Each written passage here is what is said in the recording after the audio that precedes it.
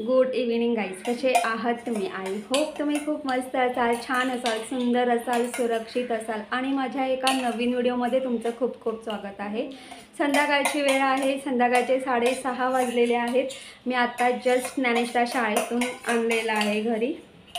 ना खूप दिवसांपूर्वीची गोष्ट आहे, म्हणजे एप्रिल महिन्यातली गोष्ट आहे. एप्रिल आणि मार्च म्हणजे मार्च महिन्याचा एंडिंग वीक म्हणजे मार्चमधलं लास्ट वीक आणि एप्रिलमधलं फर्स्ट वीक. तर ना तेव्हा ज्ञानेशची एक्झाम चालू होती. ज्ञानेशची एक्झाम 5 एप्रिलला संपली. तर मला तेव्हा त्याने सांगत होता की मम्मी इडली करशील का, मम्मी पावभाजी करशील का, मम्मी प्लीज डोनट करशील का. तर हे सगळं तेव्हा त्याचं त्यावेळेस चालू होतं.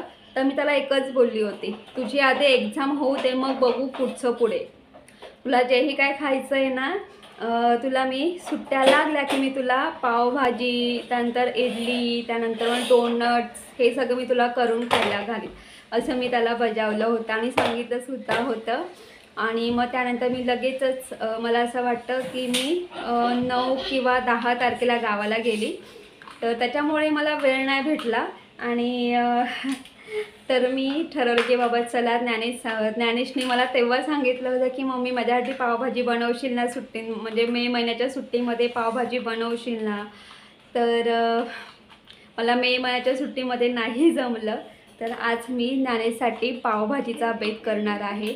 तर मी आज पनीर तवा पावभाजी करणार आहे आणि मी आज पावसुद्धा घरीच करणार आहे आणि बाहेरून मी पाव विकत नाही आणणार. तर आणि ठरवलं की चला आज आपण घरच्या घरी पाव ट्राय करूया, बघू आपल्याला जमतं का नाही. तर बघूया, आपण ट्राय तर करूच या. तर आता पटापट किचनमध्ये जाऊया आणि पनीर तवा पावभाजीला सुरुवात करूया. चला. आणि ज्ञानेश इकडे ये. मग काय इकडे बघ ना, करू की नको पावभाजी? करूया. करायची पावभाजी? जाऊ दे, ऐक ना, मला कंटाळा आला, आपण उद्या करूया. ज्ञानेशने मला एप्रिल महिन्यामध्ये सांगितलं होतं, मम्मी मे महिन्याच्या सुट्टीमध्ये करशील का ग प्लीज. तर त्याच्यासाठी मी आज, म्हणजे आता हा जून महिना चालू आहे, तर जूनमध्ये मी त्याच्यासाठी पावभाजी करते. इकडे बघ, मग खुश का? चला आता सुरुवात करूया. आधी किचनमध्ये जाऊया, मग सुरुवात करूया. मी पण सुरुवात कर. मी पण वाटते ओके, तू मदत करणार? Very good. तर मी इथे एक काचेचा बाउल घेतलेला आहे. आता आपल्याला इथे हा जो ॲक्टिव्ह ड्राय येस्ट आहे तो आपल्याला ॲक्टिवेट करून घ्यायचा आहे.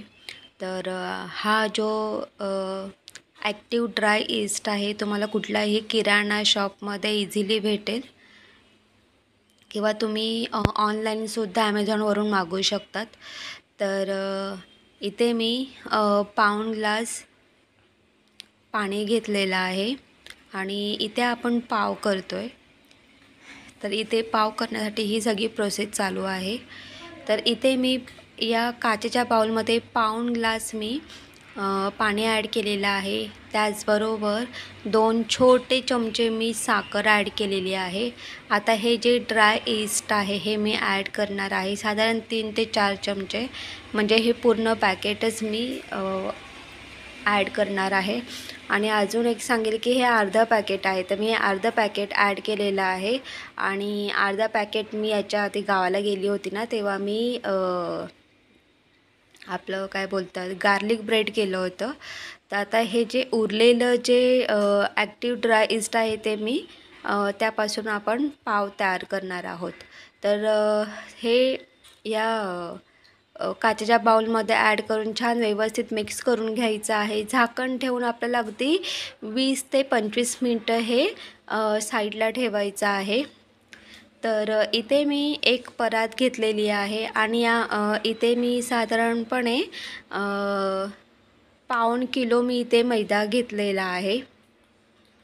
तुम्ही इथे बघू शकता माझ्याकडे ही जी वाटी आहे तर ही पाव किलोची वाटी आहे, त्यानुसार मी 2.5 वाट्या पीठ घेतलेलं आहे.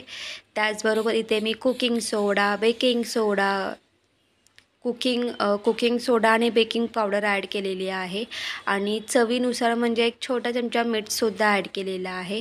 छान व्यवस्थित हे मिक्स करून घ्यायचं आहे आणि व्यवस्थित मिक्स करून झाल्यानंतर 25 मिनिटांनी तुम्ही इथे बघू शकतात आपला हा जो ईस्ट आहे हा एक छान मस्त असा ॲक्टिवेट झालेला आहे.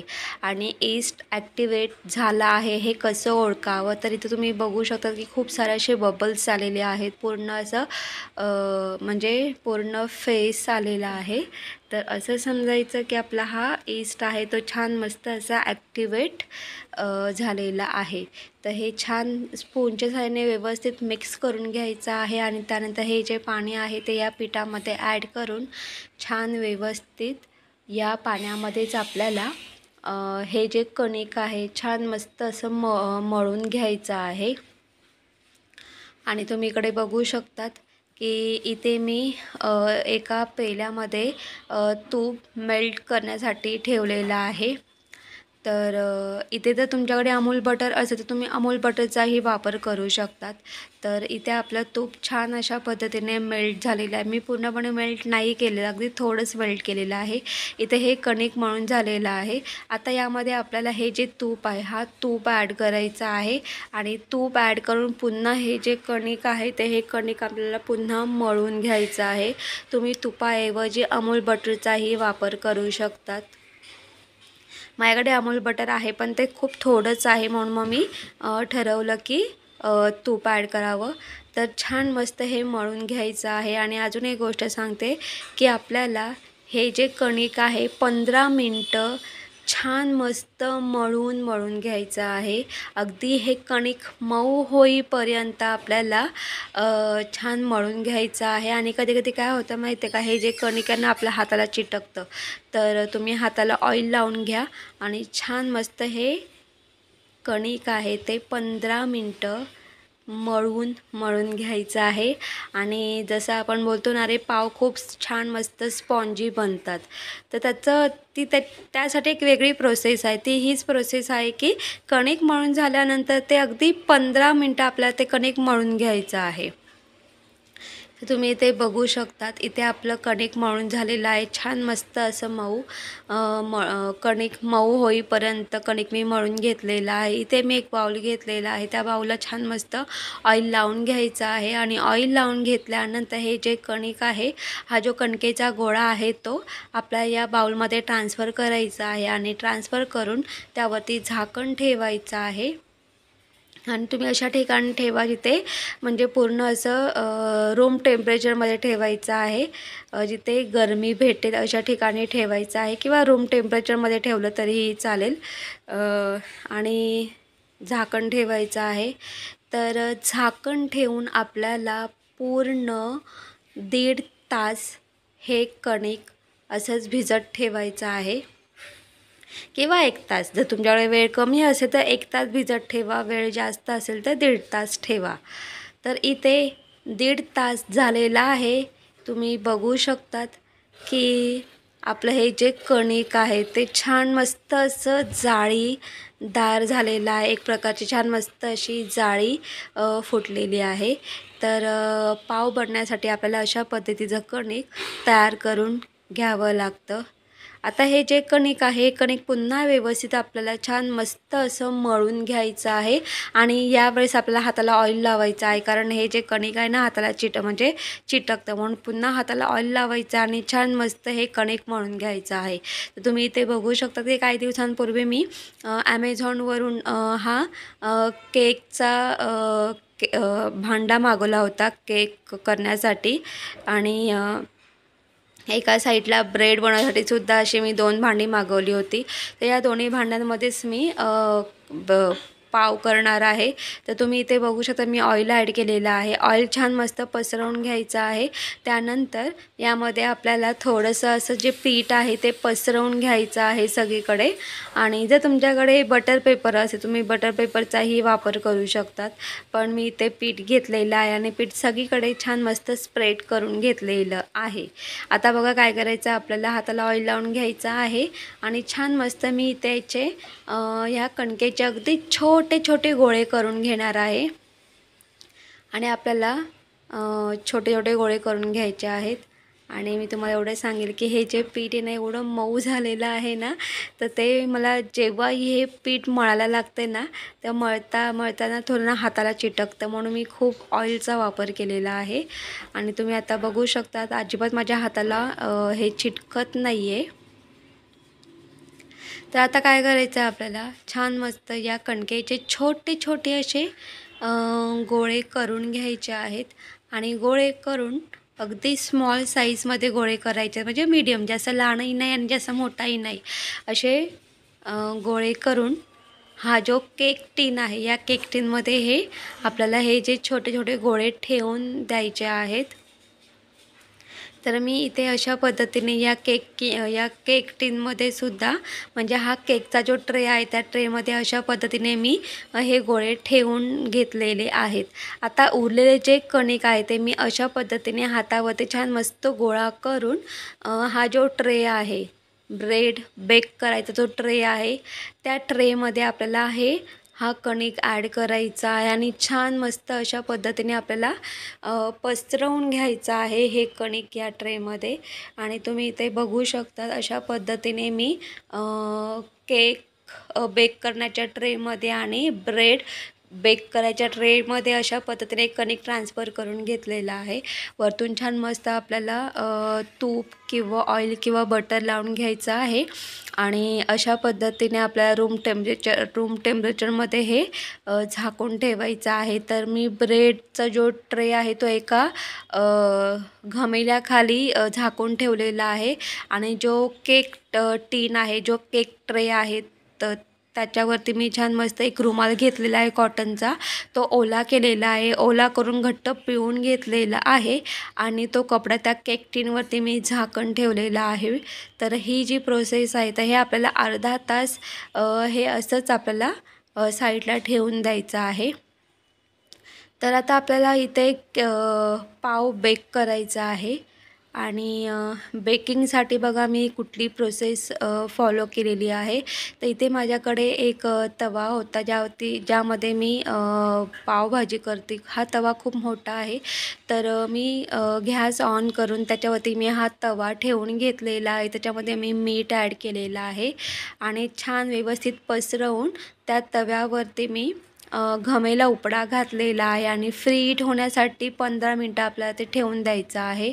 आणि तुम्ही इथे बघू शकतात अर्धा तास झालेला आहे. आपले हे जे गोळे आहे ते छोटे गोळे होते, आता बऱ्यापैकी हे गोळे फुगलेले आहेत. तर आता अर्ध्या तासानंतर काय करायचं, आता जो कॉटनचा रुमाल आहे तो काढून घ्यायचा आहे आणि याच्यावरती आपल्याला छान मस्त असं अमूल बटर लावून घ्यायचं आहे. आणि हा जो ट्रे आहे हा या तव्यावरती ठेवून द्यायचा आहे आणि त्याच्यावरती असा आपला घमेला उपडा घालायचा आहे. आणि मंद गॅसवरती छान मस्त आपल्या 40 ते 45 मिनटं बेक करून घ्यायचं आहे. मी फर्स्ट टाईम अशा पद्धतीने बेक करते, कारण हा जो तवा आहे लोखंडाचा तवा आहे आणि त्याच्यामुळे तो छान अशा पद्धतीने फ्री हीटसुद्धा होतो. आणि तुम्ही इथे बघू शकतात चांगले 40 ते 45 मिनटं झालेली आहेत. तर इथे या केक टीनमध्ये आपले पाव तयार झालेले आहेत. तर छान मस्त आता आपण हे काढून घेतलेले आहेत. आता जो ट्रे आहे आपण या ट्रेमध्ये सुद्धा एक कणिक ट्रान्सफर करून घेतलं होतं, तर तुम्ही बघू शकता की बऱ्यापैकी हे कणिकसुद्धा फुगलेलं आहे. आता पुन्हा तो ट्रेसुद्धा या तव्यावरती आपण ठेवून घेऊया, झाकण ठेवूया, म्हणजे हे घमेला उपडा घालायचा आहे. आणि पुन्हा हा जो ब्रेड आहे तर हा ब्रेडसुद्धा आपण 40 ते 45 मिनटं बेक करून घेणार आहोत. तर मी तुम्हाला एवढं सांगले, मी आधी हे केक टीनमधले पाव आधी बेक करून घेतले आणि त्यानंतर मग मी ब्रेडचं जे ट्रे होता तो मी नंतर तव्यावरती ठेवलेला आहे. तर तुम्ही इथे बघू शकतात अशा पद्धतीने आपले हे केक टीनमधले पाव तयार झालेले आहेत. आणि मी वरतून अमूल बटर लावून घेतलेलं आहे. तर तुम्ही इथे बघू शकतात इथे सुद्धा 45 मिनटं झालेले आहेत आणि इथे आपला पाव तयार झालेला आहे. तर इथे सुद्धा मी छान अशा पद्धतीने आपलं जे अमूल बटर आहे ते लावून घेतलेलं आहे. अमूल बटर नसेल तर तुम्ही तुपाचाही वापर करू शकतात. तर आता हा जो ट्रे आहे तो थंड होऊन द्यायचा आहे. म्हणजे आपण जे पाव तयार करतो आणि ते पाव आधी आपल्याला साधारणपणे 15 ते 20 मिनटं थंड करून घ्यायचे आहेत. आणि मग त्यानंतर मग आपल्याला आपले पाव तयार आहेत खाण्यासाठी. आणि हे पाव एवढे छान आणि मस्त असे स्पॉन्जी बनतात. त्यानंतर तुम्ही इथे बघू शकता, मी इथे या भाज्या घेतलेल्या आहेत पावभाजी करण्यासाठी. तर या भाज्या आपण छान मस्त बारीक कट करून घेऊया. तर तुम्ही इथे बघू शकतात, मी इथे भाज्या कट करून घेतलेल्या आहेत पावभाजीसाठी. तर पावभाजीसाठी मी इथे गाजर, बटाटा, त्यानंतर शिमला मिरची, बीट वगैरे घेतलेला आहे. तुम्ही तुमच्या आवडीनुसार भाज्या घेऊ शकतात. त्याचबरोबर आता आपल्याला काय करायचं आहे, इथे मी गाजर आणि बीट किसून घेतलेलं आहे. तर सर्वप्रथम आपल्याला कुकरमध्ये फ्लॉवर ॲड करायचं आहे. त्यानंतर किसलेला बीट ॲड करायचा आहे. त्याचबरोबर किसलेला गाजर ॲड करायचा आहे. आणि आपण जे बटाटे कट करून घेतले होते ते बटाटेसुद्धा ॲड करायचे आहेत. आणि इथे मी चवीनुसार म्हणजे अर्धा चमचा मी इथे मीठ ॲड केलेलं आहे. त्याचबरोबर हळद ॲड केलेली आहे अर्धा चमचा. आणि त्यानंतर गरम मसाला आणि लाल तिखट 1 चमचा. आणि त्याचबरोबर इथे मी पावभाजी मसाला ॲड केलेला आहे. त्याचबरोबर इथे मी तूपसुद्धा ॲड केलेलं आहे. आणि छान व्यवस्थित मिक्स करून घ्यायचं आहे. यामध्ये आपल्याला सगळ्या भाज्या पुढेपर्यंत पाणी ॲड करायचं आहे. आणि पाणी ॲड करून छान मस्त आपल्याला झाकण लावून घ्यायचं आहे. आणि झाकण लावून चांगल्या 3 ते 4 शिट्ट्या काढून घ्यायच्या आहेत. आणि अजून एक गोष्ट सांगेल की आता आपल्याला पावभाजी करायची आहे. तर पावभाजी करण्यासाठी आपल्याला एक मसाला तयार करावा लागतो. तर ती मसाला नव्हे तर ती मिरची पेस्ट असते. तर आपली बेडगी मिरची असते ना, त्या मिरचीचा वापर केला जातो. पण मी अगदी सोप्या पद्धतीने मी मसाला तयार करून घेणार आहे. तर तुम्ही इथे बघू शकता, इथे मी ग्राइंडरचा भांडा घेतलेला आहे. त्याच्यामध्ये मी आलं आणि लसूण पाकळ्या ॲड केलेल्या आहेत. तर इथे माझ्याकडे ही आगरी काश्मीरी मिरची पावडर आहे, तर ती मी ॲड केलेली आहे. तर मी चांगले 5 चमचे ही काश्मीरी मिरची पावडर ॲड केलेली आहे. व्यवस्थित मिक्स म्हणजे ॲड करून घ्यायचे 5 चमचे. आणि त्यानंतर यामध्ये आपल्याला अगदी थोडंसं पाणी ॲड करायचं आहे. तर मी इथे 1 वाटी भरून पाणी ॲड केलेलं आहे. छान व्यवस्थित स्पूनच्या सहाय्याने मिक्स करून घ्यायचं आहे. आणि ग्राइंडरमध्ये आपल्याला छान मस्त हे ग्राइंड करून घ्यायचं आहे. तर तुम्ही इथे बघू शकतात, इथे आपली आलं, लसूण आणि काश्मीरी मिरची पावडर याची पेस्ट तयार झालेली आहे. ही अगदी सोपी पद्धत आहे. आता माझ्याकडे आगरी काश्मीरी मिरची पावडर होते म्हणून मी त्याचा वापर केलेला आहे. तर पावभाजी करण्यासाठी इथे आपल्याला मिरचीपासून अशी पेस्ट तयार करून घ्यावी लागते. इथे आपलं कुकरसुद्धा थंड झालेलं आहे. 3 शिट्ट्या झाल्यानंतर मी कुकर बंद केला होता. आपलं इथं कुकर थंड झालेला आहे. आता या ज्या भाज्या आहेत या भाज्या छान मस्त आपल्याला स्मॅश करून घ्यायच्या आहेत. आणि भाज्या स्मॅश करून झाल्यानंतर इथे मी पुन्हा गॅस ऑन केलेला आहे. आणि त्या गॅसवरती मी हा कुकर ठेवलेला आहे, कारण याच्यामध्ये पाण्याचं बरंचसं असं प्रमाण आहे.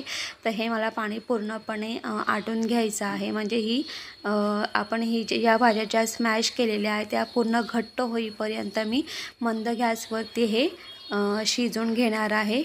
तर चला आता आपण पावभाजी करण्यासाठी सुरुवात करूया. आता याच कुकरमध्ये मी फ्रोझन वाटाणे ॲड केलेले आहेत. आता कारण मी फ्रोझन वाटाणे कुकरमध्ये ॲड करायची विसरली होती. आणि छान मस्त मी 15 मिनटं हे बॉईल करून घेणार आहे. त्याच्यामध्ये हे फ्रोझन वाटाणे आरामात शिजले जातील. त्याचबरोबर इथे मी एक तवा घेतलेला आहे मोठा लोखंडाचा. आणि अजून एक गोष्ट सांगेल की हा तवा मी शक्यतो पावभाजीसाठीच आणलेला आहे. किंवा आपण तवा भाजी करतो त्यासाठीसुद्धा, किंवा आपण तवा पुलाव करतो त्यासाठीसुद्धा आपण या तव्याचा वापर करू शकतो. तर इथे मी तवा गरम करून घेतलेला आहे आणि या तव्यावरती मी तूप ॲड केलेलं आहे. तर मी साधारणपणे 3 चमचे तूप ॲड केलेलं आहे. त्याचबरोबर ऑइलसुद्धा ॲड करायचं आहे. जर तुमच्याकडे अमूल बटर असेल तर तुम्ही अमूल बटरचाही वापर करू शकतात. पण आता माझ्याकडे अमूल बटर थोडंच होतं, जास्त नव्हतं, म्हणून इथे मी तुपाचा वापर केलेला आहे. पण एवढंच सांगेल, तुपामुळे पण पावभाजी एवढी अमेझिंग बनते ना, तुम्हाला काय सांगू, नक्की ट्राय करा. आता ऑइल आणि तूप छान मस्त असे एकत्र गरम झालेले आहेत. आता यामध्ये आपल्याला बारीक चिरलेला कांदा आणि बारीक चिरलेली शिमला मिरची ॲड करायची आहे. इथे मी अर्धा चमचा मीठ ॲड केलेला आहे. त्याचबरोबर अर्धा चमचा मी इथे हळद ॲड केलेली आहे. त्याचबरोबर अर्धा चमचा मी इथे गरम मसाला ॲड केलेला आहे. त्याचबरोबर आपल्याला इथे पावभाजी मसाला ॲड करायचा आहे, साधारणपणे एक मोठा चमचा. छान व्यवस्थित हे सगळं मिक्स करून घ्यायचं आहे. आणि हे सगळं व्यवस्थित मिक्स करून झाल्यानंतर, आणि तुम्हाला एक गोष्ट सांगू का, मला आहे ना असं म्हणजे मी या तव्यावरती हे सगळं म्हणजे पावभाजी तयार करण्यासाठी पावभाजी करण्यासाठी मी इथे तव्यावरती जे कांदा, शिमला मिरची वगैरे ॲड केलेली आहे. तर मला असं वाटतं की जसं की तुम्हाला माहीत आहे, जसं की आपण बाहेर जशी पावभाजी बनते आणि ते कसे माहिती आहे का, ते असं बाहेर उभं राहून ओपन स्पेसमध्ये छान मस्त अशी पावभाजी करतात, तसं मला फिलिंग येत होतं. तर खूप छान एवढी मजा येत होती ना मला, म्हणजे एकदम सही वाटत होतं. तर इथे आपण जी पेस्ट तयार करून घेतली होती, आलं लसूण आणि काश्मीरी मिरची पावडर, ते ॲड करायची आहे.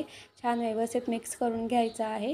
आणि इथे ना ग्राइंडरच्या भांड्यामध्ये मी थोडंसं पाणी ॲड करून ते म्हणजे ते मिरचीचं मिरची पेस्ट केली होती, तर जे पाणी होतं ते पाणीसुद्धा ॲड करून घेतलेलं आहे. आणि त्यानंतर हे छान मस्त तेल सुटेपर्यंत हा मसाला आपल्याला छान मस्त या तव्यावरती शिजवून घ्यायचा आहे. आणि याचा स्मेल एवढं छान येत होतं ना, म्हणजे एकदम जसं आपण कसं म्हणजे आपण चाललो आहे रस्त्याच्या कडेने आणि रस्त्याच्या कडेला समजा एखादा पावभाजीची गाडी किंवा एखादा स्टॉल असेल आणि तिथे ती पावभाजी मस्त तयार होते आणि त्या पावभाजीचा जसं वास येतो ना, सेम तसा वास येत होता. आणि त्यानेच चालू होतं अधूनमधून, मम्मी झाली का पावभाजी. सो या सगळ्या गोष्टी होत्या. तर मसाला छान मस्त मी फ्राय करून घेतला होता आणि मग तो मसाला साईडला करून त्याच्या मध्यभागी ही जी आपण स्मॅश केलेल्या भाज्या आहेत त्या पाण्यासकटच ॲड करायच्या आहेत.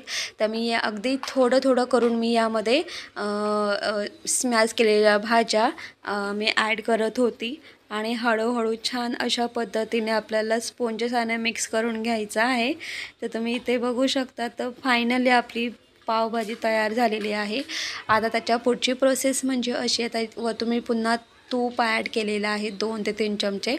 पुन्हा एकदा आपल्याला छान व्यवस्थित मिक्स करून घ्यायचं आहे या तव्यावरती. तर इथे आपली जी तवा पावभाजी आहे ते मस्त इथे तयार झालेली आहे. आणि तुम्ही इथे बघू शकता की साईडला ना हळूहळू तेल सुटायला सुरुवात झालेली आहे. आणि तुम्हाला पावभाजी जशी हवी आहे त्यानुसार तुम्ही यामध्ये पाणी ॲड करू शकता. तुम्हाला जास्त घट्ट हवी आहे तर त्यानुसार, किंवा तुम्हाला एकदम म्हणजे जास्त घट्टही नको आणि जास्त लिक्विडही नको, त्यानुसार तुम्ही तसं पाणी ॲड करू शकतात. तर मी इथे थोडी घट्टच अशी पावभाजी तयार केलेली आहे, कारण मला आणि ज्ञानेशला थोडी घट्ट अशा पद्धतीने मला पावभाजी आवडते. आणि अशा पद्धतीने इथे आपली पावभाजी तयार झालेली आहे. तर ही जी पावभाजी आहे तर मी एक पातेलं घेतलेलं आहे, त्या पातेल्यामध्ये पावभाजी ट्रान्सफर करून घेतलेली आहे आणि छान मस्त वरून कोथिंबीर पसरून टाकायची आहे.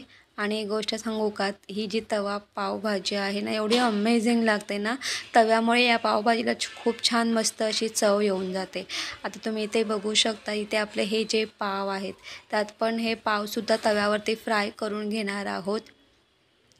तर मी तुम्हाला आता हा जो मी केक टिनमध्ये किंवा केकच्या ट्रेमध्ये जे पाव तयार करून घेतले होते मी ते तुम्हाला दाखवते. छान मस्त केकसारखा आकार आलेला आहे. आणि हे जे पाव आहे तुम्ही बघू शकता, आतमध्ये एवढे छान मस्त असे स्पॉन्जी झालेले आहेत ना, म्हणजे ना मी विचारच करू शकत नाही. मी फर्स्ट टाईम हे पाव घरच्या घरी केलेले आहेत, पण अमेझिंग म्हणजे एवढे छान झालेत ना, खूप स्पॉन्जी झालेले आहेत. तर आता इथे आपण ज्या ट्रेमध्ये हा जो ब्रेड तयार करून घेतला होता तुम्ही इथे बघू शकतात.